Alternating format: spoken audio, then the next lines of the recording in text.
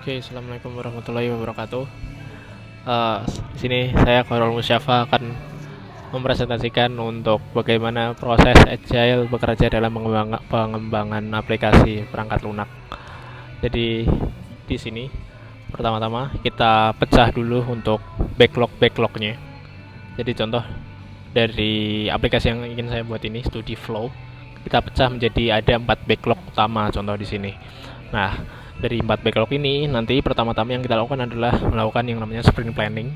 Jadi nanti akan melakukan internal meeting bersama para engineer untuk menentukan tas-tas mana saja yang kemungkinan possible untuk di achieve dalam satu sprint.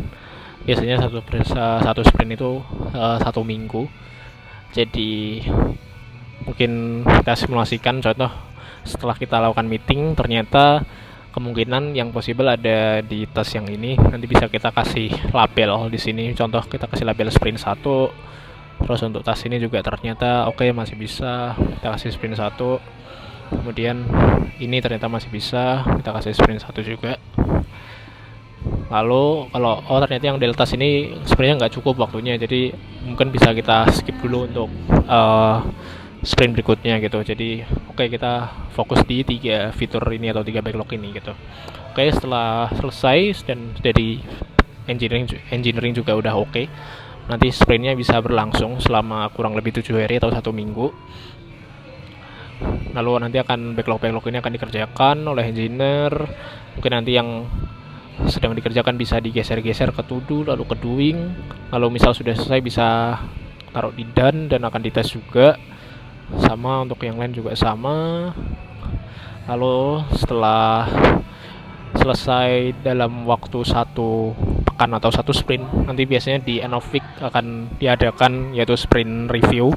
Nanti di sini engineer dan juga PM atau product engineer gitu atau keseluruhan tim akan melakukan internal meeting lagi untuk mengecek apa saja sih dari hasil sprint planning kita itu yang sudah selesai.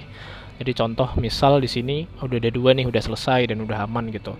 Tapi ternyata masih ada 1 tas yang belum selesai. Nah, itu nanti akan masuk ke bagian sprint retrospektif. Tapi nanti di sini kita bisa geser lagi ke backlog untuk kita masukkan lagi ke sprint berikutnya atau iterasi berikutnya gitu.